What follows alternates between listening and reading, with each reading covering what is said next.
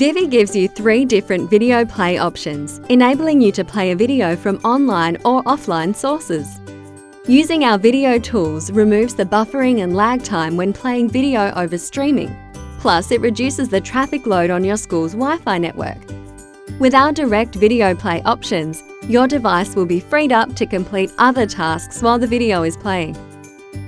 For example, you wish to show students a historical documentary on YouTube, as well as complimentary news footage saved on your computer.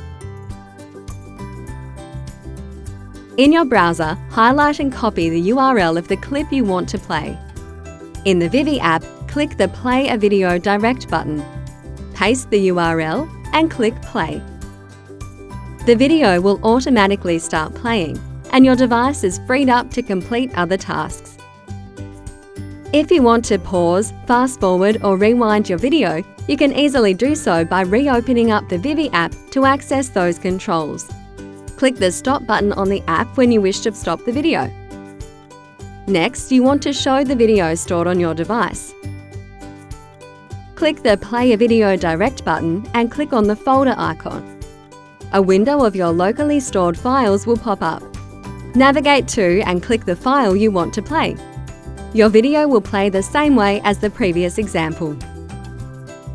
But what happens if neither of these options are suited to your video?